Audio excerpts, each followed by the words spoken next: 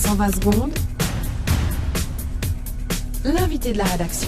Ça ne vous aura sûrement pas échappé, Skyfall, le 23e épisode de la saga James Bond, est sorti samedi sur les écrans. L'occasion pour de nombreux médias suisses de rappeler les liens que le célèbre agent secret entretient avec notre pays, même s'il n'y fait pas étape dans ce dernier opus. On en parle avec vous ce matin. Ignacio Cholet, bonjour. Bonjour, Veillon. Vous habitez Botton dans le canton de Vaud. Oui, Botton. Et si on vous reçoit ce matin, c'est parce que l'auteur des romans de James Bond, l'anglais Ian Fleming, a été fiancé à une habitante de votre village. Oui, c'est exact. C'était entre 1930 et 1931. Fleming a séjourné par chez nous, en effet, à cette époque. Je crois qu'il aimait beaucoup la Suisse. D'ailleurs, le pays est souvent cité dans ses films ou de ses romans. Et puis, même, il y en a 3 qui se déroulent partis par chez nous, en Suisse. Oui, c'est juste, dans Goldfinger, Oui. Casino Royale et au service secret de Sa Majesté. D'ailleurs, dans ce dernier, Ian Fleming nous apprend que la mère de son héros est une Suissesse et même une Vaudoise. Oui, c'est juste une certaine Monique Delacroix, elle s'appelait. Ouais. En revanche, il dit pas de quel village cette femme vient. Hein. Mais moi, je peux vous le dire, de quel village elle vient. Elle vient de Botton, Veillon, de Botton. Mais non. Mais oui, elle vient de Botton, Veillon. Mais La petite Monique Delacroix, c'était la fille de Bernard et puis Joséphine Delacroix. Ah bon? Oui, ils habitaient pas loin de là où je vis maintenant, à la route de Froideville, à Botton. La mère de James Bond habitait Botton. La mère de James Bond habitait Botton, Veillon. C'est sûr, mon grand-père, Gustavo Cholet, a même fricoté avec, figure-toi. C'est pas possible. Je te jure que c'est vrai, oui. Oh, il faut dire que c'était une jolie fignole, la petite Momo, hein. Elle faisait tourner des têtes au village. Elle avait une paire de gambettes grandes comme le bras, une peau douce comme la pêche, une puissante paire de nichons. Oh là là, aïe, c'était quelque chose, la petite Momo. Pépé m'a tout raconté. Ah, c'est bien amusé, là-bas dedans. C'était à quelle période? Oh, c'était dans les années 40. Il l'a boutiqué de la grange à Gautreau.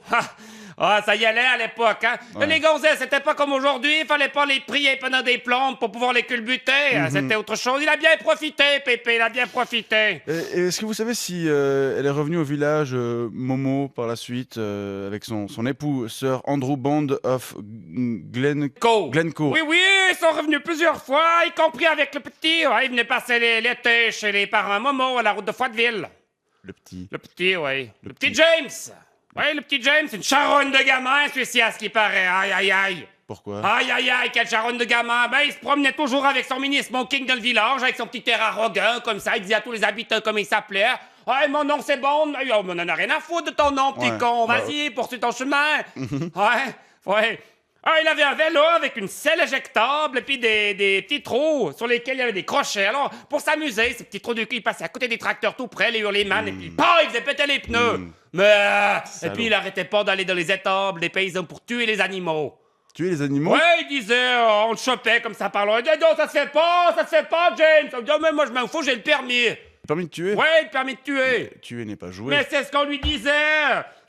Alors après, il y avait sa maman qui venait le récupérer. Et puis elle était toute éplorée. Elle suppliait les paysans de laisser partir avec son regard comme ça. Ouais. Tout doux. Et puis évidemment, quand les paysans craquaient, ils le laissaient partir. Rien que pour ses yeux. Vous êtes allé voir sa dernière aventure, Skyfall? Oh non, mon Dieu, non, j'irai pas voir ce film, moi.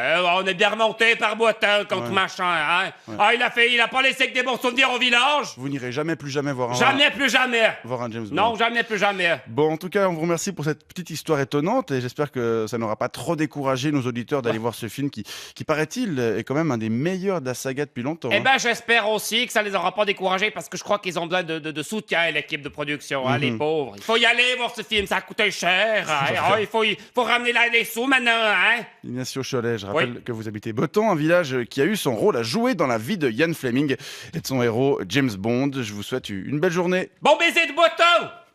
120 secondes avec les magasins de chaussures Pump It Up et Pompe Funèbre.